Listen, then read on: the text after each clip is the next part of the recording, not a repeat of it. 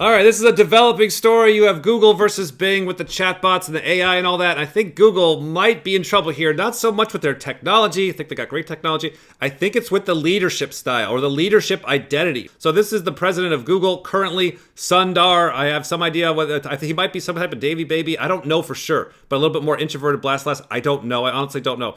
Now he's going up against the president of Microsoft, right? Now this guy looks on fire. Now I haven't seen much of this guy. I have him scheduled to do some research and do a couple videos on him.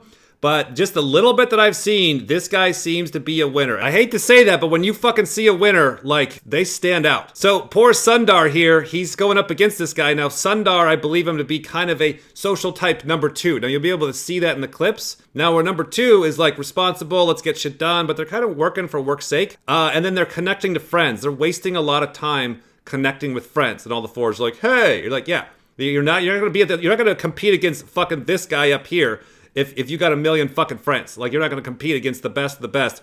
If you're going to all the fucking barbecues, you need to fucking sacrifice babies to get to the fucking top, right? So this guy doesn't seem to be where he's going to kick an old lady in the street, and that's probably what's going to slow him down, right? Because fucking Microsoft will, right? So he seems to be a really cool, chill guy, a really good, honest guy, but kind of just seems to be playing by the rules, and you can't really play by the rules if you're on top of a giant corporation, you know? So his nice guy-ism and his play well with others isms is probably going to slow him down in the end. Now, type-wise, let me go over that.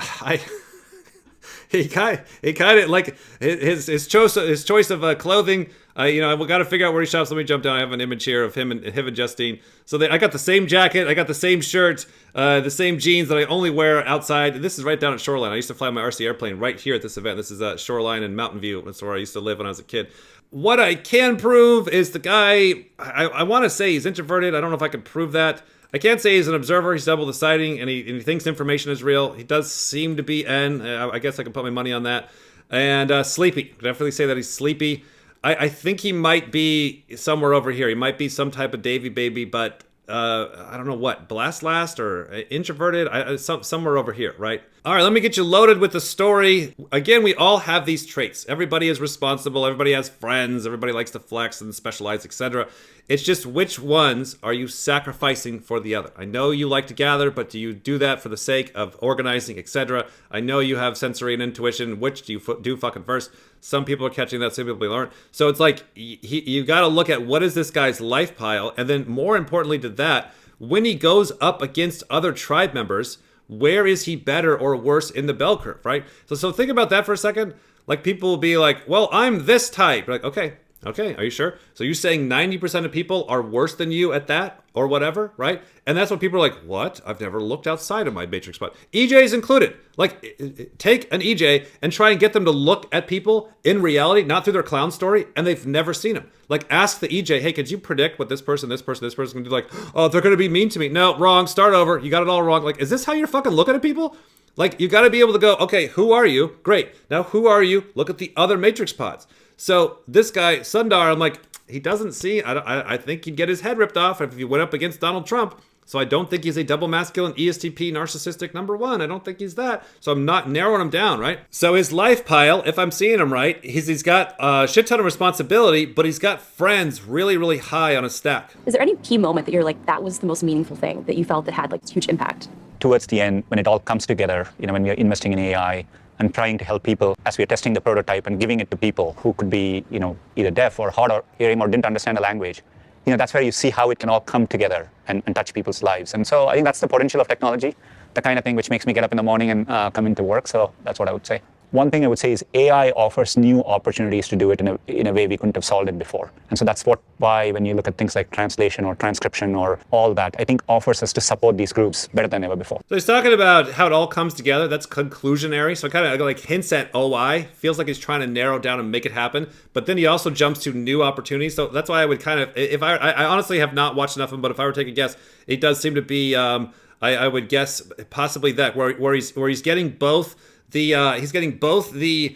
narrow down in a savior state as well as the gather. And like, who the hell does that? It's only going to be a blast last version of that guy. He's going to be double activated consume, even though he's going to be OI. It's going to be kind of a weird double observer, double decider. Very interesting stack and type. If the guy can fucking get out of bed, that's going to be what's hard and interesting. Now, why would the guy get out of bed? If he is this type, the mopey of all mopiest fucking types, who's double observing and double deciding, he would get out of fucking bed because he's a number 2. And that's what we see. That has been what's been blowing our fucking brains the past few years. You're like, okay, why is Elon Musk so fucking extroverted? Well, he's a number 2. As far as we believe, he's a number 2. He's responsible. He's going this way, and he likes to goof around with the friends. And he doesn't really like to egomaniac and tie his identity to any one thing. He's doing a bunch of things. So why would he get out of bed? Why would he do so much? It's like, well, if he's got responsibility and friendship fucking at the top, well, he's got to get out and go. Now, what's interesting is it doesn't even mean that he's good at friends. I bet you he fucking sucks at friends, right? Why? Because he's a fucking mope. He's introverted. He's selfish. He's controlling. He's probably one of the worst friends fucking ever. As far as a set of types, right? Put FE in the middle as a savior, and that's going to be a pretty good fucking friend. You know what I mean? So it's just like with the sexuals. It doesn't give a shit what type you are. It's like, hey, I'm kind of the worst type to be double masculine or double feminine. And the code's like, I don't care. You're going to be that. And you're like, oh, well, okay, bye, right? It's the same deal with the social types. It's like, he would kind of be better as a number 3, right? Just somebody kind of sitting in a cubicle, staying in security, doing the same thing, low energy output. That's what we do see. It would say his type, say I got his type right, and he was a number 3. There'd be a lot more congruency in his life, and things would be a little bit simpler, easier, and he'd be like, yeah, what's the problem? And he probably wouldn't get his ass kicked like he's going to get kicked in the next couple of years here. You guys have talked so much about AI, and it's weird and kind of also interesting when I talk to my non-tech friends, their kind of perception of AI. You think of what you see in these big high-budget movies, robots running around everywhere, and that's not the actual reality of it. So do you want to talk a little bit about what AI actually is and how you guys kind of implement it in all of your devices? Look, in many ways, the kind of AI we are talking about is, as humans, you and I are using language fluently, we are looking at each other, we have context. All this is very, very hard for computers to do. So we are trying to make progress and make computers be a bit smarter and using AI to make those things better. But it offers promise in a different way because the same AI can be an expert on many topics. So it could be you're talking to 1,000 different experts on any topic, right? That's the potential. So you can imagine a kid in the future being able to learn on any topic, regardless of where they're growing up, what access they have. So that's the potential we see. But when we speak about AI, a lot of it is about how do we use that to bring more knowledge to more people. And so that's how we think about it. More knowledge and more people. So yeah, if he is just kind of this blast last, NIFI, so I guess my problem with Sundar, even though he's the greatest guy in the fucking world, I'm sure he's a really great guy, right? It's that when you get these CEOs at the top and you figure out what their code are, and you're like, oh shit, you're just doing straight your default stuff. And I see that in, very rarely do you find somebody at the top who's not just doing straight their shit. So it's like, if he's NIFI blast last, it's going to be about let's conclude, let's narrow down, let's create opportunities for that one kid. It's going to be this weird kind of NIDI thing. And then, let's figure out what the people want. So he's factoring in friendship and stuff there. So it's really, really great. But when you're in such a competitive marketplace, you better be covering your other ones too. Like Steve Jobs did really good. Steve Jobs is a good example as a number 1 where that kind of matched up. And then he, fucking got out before things went too long, too bad, right? But it's like Steve Jobs is like, I'm going to put my fucking name on it. And that's what was so great about Steve Jobs is that he owned his shit. And you see with Sundar here, he's like, I just, what the people want and this bullshit. And I'm just back here and I'm just a vote. You can really see the difference between a company that is just run by a bunch of fucking idiots or smart people where it's just like, hey, why is it like this? Oh, because, and then you just hear some but weird presentation of, opportunities and everybody bullshit talk, right? And everyone's like, I sign off on that. But no one person is driving to make it go forward. Versus you get a company where things really, really work and they come together. You're like, okay, somebody's home, somebody's awake, somebody actually made this happen. We'll see this every once in a while. An Amazon product will come through in the box and there'll be a note. It'll be like, hey, if you have a problem, don't go to Amazon. Contact me here. Do this, do that. And there's little stickers and instructions. Somebody is fucking owned it. Somebody is tying their identity to this goddamn product. And that's going to be a number 1, tying their ego to the fucking thing. Do you have any advice for any young entrepreneurs or creators or developers who are kind of getting started and how to kind of combat hurdles? No, it's good. Look, I think it's important to remember you're going to have setbacks. It doesn't go exactly the way you, sometimes it does, but that's rare. For most people, kind of meanders and, it takes longer than you think it is. I think working with people who you think are very good, I think that's important. Working something which kind of clicks inside you. You feel it. If you work on something you like, you will feel it inside. And I think that's important to try and find it if you can. And so if you do that and you're doing your best, that's what's in your control. And as I said earlier to young entrepreneurs, there's no better time to be a young entrepreneur. I would ignore what's happening in the short term. There is so much opportunity ahead over the next 10 years or 20 years. I think the creators, there's no better time to be a creator. And so, that's how I would think about it. Timelines. Yeah, I'm not seeing anything other than the NI. This is the same NI shit I say. It's just this feminine NI too, And it's all true, it's all great, but it's That's a great deck of cards there, guy. But there is some fucking blind sides of that Microsoft guy is going to come in with a. That's the thing. It's like, especially with my type, his type, whatever.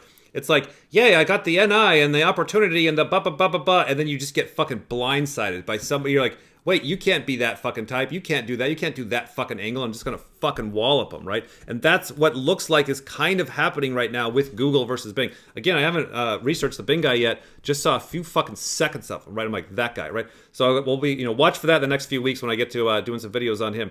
It'll be interesting to play out. And largely, like being older, watching companies come and go, I do see so much in reality. It is absolutely who is the guy at the top of the company, who's fucking running it.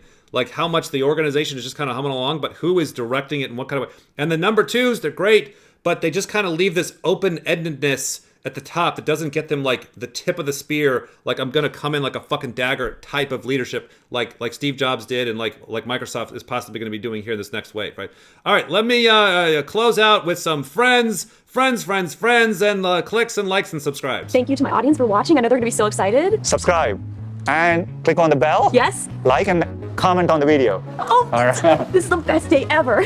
Can we get a selfie? Of course. Oh my gosh, this is incredible. All right, here we go. All right.